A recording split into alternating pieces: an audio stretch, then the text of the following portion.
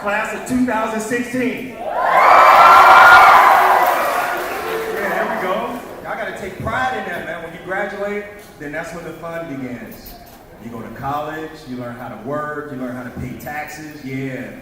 So enjoy this time right here. Yeah, I know how. So, I'm Tommy Williams, Executive Director of Operation Healthy Family. We're a nonprofit organization here in Spokane.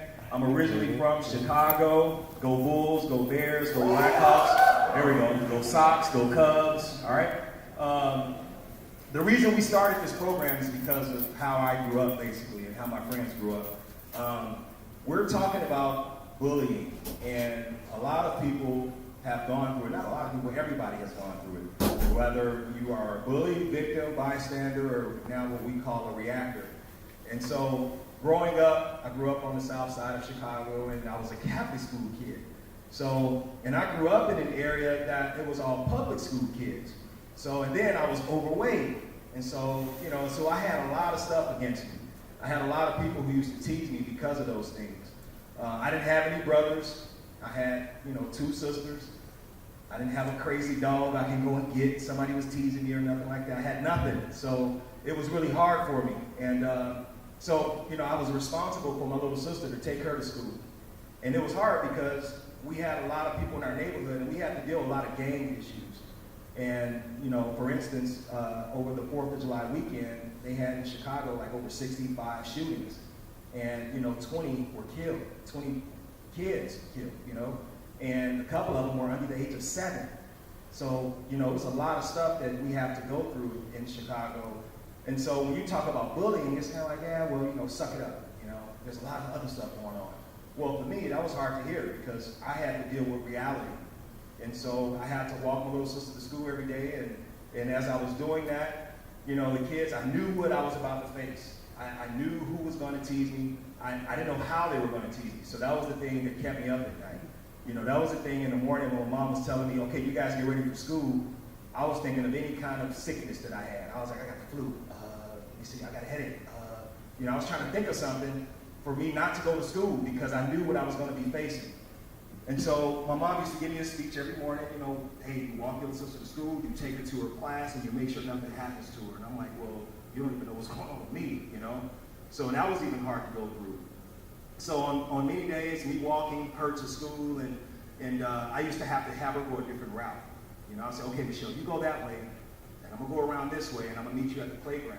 Because I knew I didn't want her to see me get abused. I didn't want her to see me get beat up. And I didn't want them to hurt her. So I had to make sure that I was able to just take it for both of us. And so going through that, walking to that school, not only because we lived in a different gang area, we lived in an area they had a gang called the Blackstones. But my Catholic school's area was in an area called Gangster Disciples. And so me walking to school, I'm thinking about not only getting beat up because I'm coming from a different gang territory, but I wasn't in a gang. I mean, I love McDonald's and Burger King. That was my game, you know? Burgers, you know? If you don't like it for burgers, then oh well, you know? That was my world, okay? But they didn't want to hear that. And so it was always a thing to whereas I had to figure out a way, for one, don't cry, right? Men ain't supposed to cry. You're not supposed to cry. Suck it up. You know, and that's probably a lot of teachers probably have said in the past. So some of you, you know, suck it up. You're all right. You're a football player. You're a basketball player. Well, what did you do? Well, what did you do to deserve that? You know, those were some of the responses I got sometimes, you know. And so when I'm walking to school and I see these guys and they would be standing there and they didn't even go to my school. They weren't even in the Catholic school. I had kids in the school that were bullying me in the school. But I had to go through 2 types. It was one type that was just because I was, you know, from a different gang area and because I just looked different and all of that. And so, you know, it would be a gang of kids surrounding because it was like entertainment. They didn't know how Tommy was going to cry. They didn't know who was going to be affected. They just wanted to see entertainment. So I walk up to him, and sure enough, and it was always the shortest one. It was always the little guy, you know. He would come up to me and just, you know, jump up and smack me in my head and, you know, punch me in my stomach. And, you know, and I'm sitting there, and I wasn't a fighter. I wasn't raised to fight. My mother and father raised us to respect each other as you should respect yourself, you know. And so we weren't taught to to interact in violence. You know, we were taught to, you know, just to love one another and respect, and if you see trouble, walk away from it. I couldn't walk away from it. I had to go to school. So as I'm going through this every day, and as I'm getting punched, smacked, whatever, I'm looking around and I see kids looking at me laughing.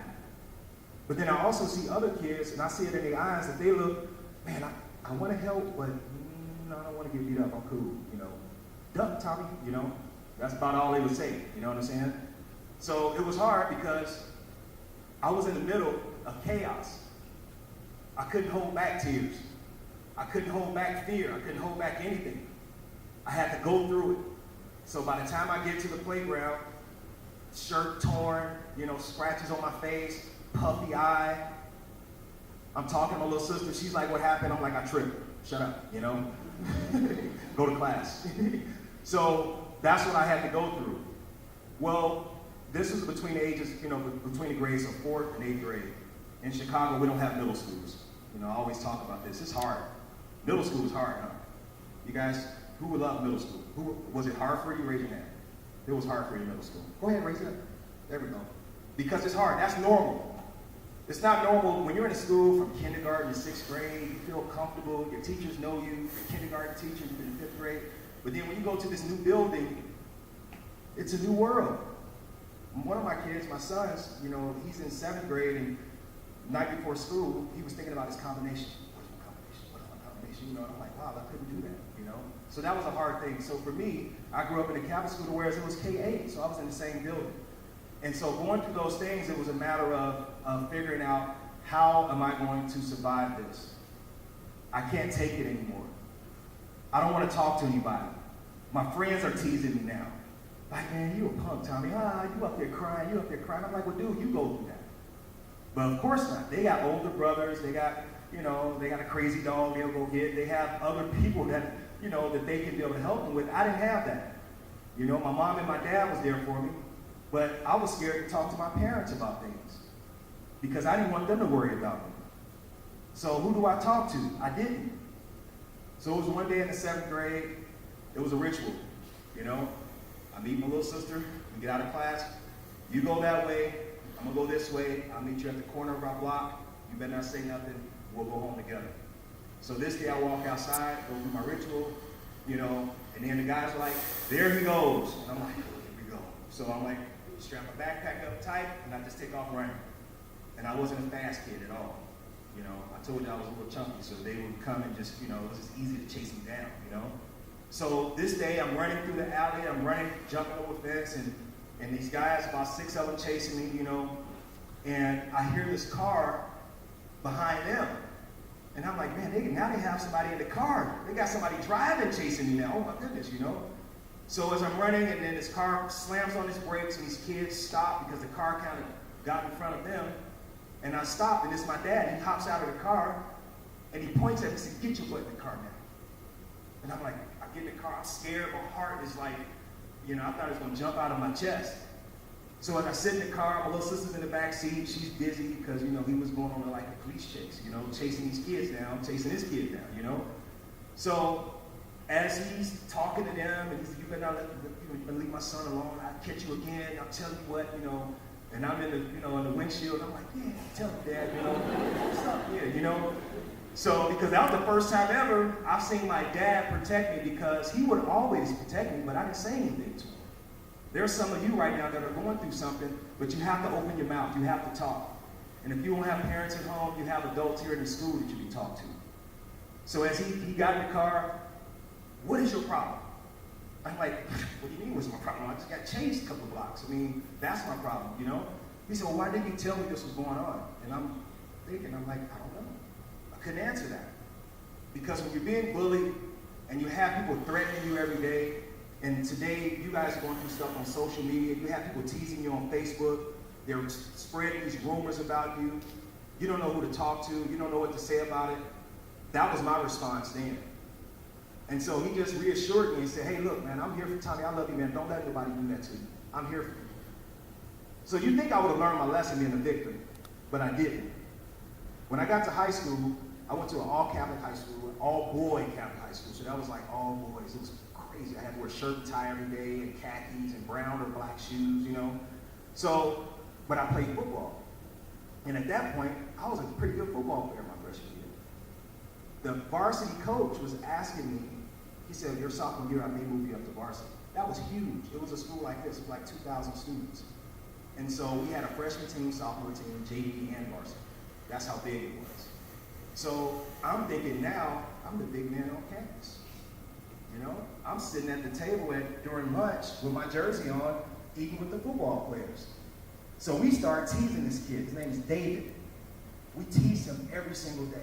And you'd think I would have learned my lesson because of what I went through in elementary school, but I didn't. I became a bully because all that was in the back of my mind is, you do not let them think that you are weak. So if they say, Tommy, come on, let's go do this, I was right with them. Come on, let's go do it. I'm a football player, you know? So we tease this kid every day. Things that I don't even want to talk about, how we teased him and how we harassed him.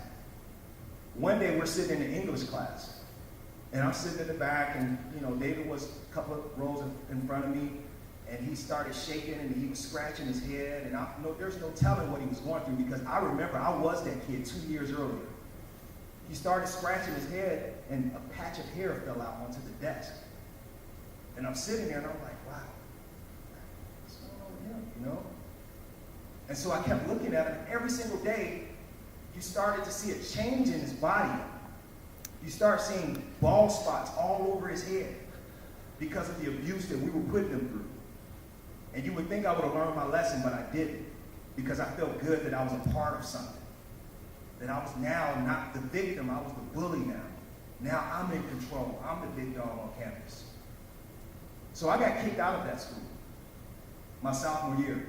Hurt my mom, hurt my dad. This is one of the best schools in the city of Chicago. The guys that I played with, they ended up playing in Nebraska, Notre Dame, you know, University of Iowa, Missouri. I got kicked out of that school. I didn't have that chance anymore. I have to go to a public school, and I was blessed to go to a Catholic school because in Chicago, you have to pay for a good education. So now my world is upside down because I didn't make a good choice on not bullying somebody. So that affected me my whole life. Today I'm here to tell you that there is going to be a change and that we will do something different. And that if you are being victimized, if you are being bullied, no matter where you are on social media, no matter in the hallway, no matter on the field, you walk into practice or whatever it is, no matter if you're of a different race, bullying is a disease. And I think it's a mental disease. Because you don't know how to respond to things, so you just take the easy way out. You lash out. You tease. You write the N-word on somebody's locker. Things like that affect you for the rest of your life. So with this program, it's called Reactor Nation. Somebody say, what is a reactor? I'm glad you asked. No. Well, a reactor is a person that will no longer stand by and watch somebody being bullied. A reactor is a person who will be brave and say, hey man, you need what's up man, are you okay? A reactor is a person on social media when somebody's being teased on Facebook and somebody's spreading a bad rumor, you don't join in. Your response should be, hey, cut it out, not cool. That should be your response.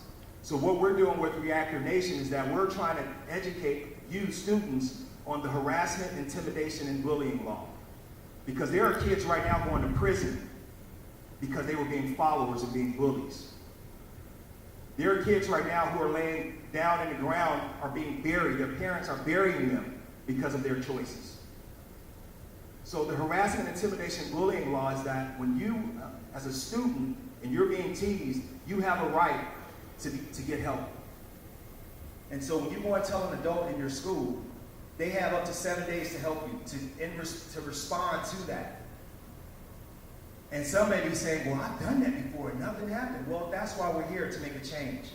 That's why your teachers and your staff are here to say, hey, you know what? We understand what happened in the past. This is something now we're doing in the future.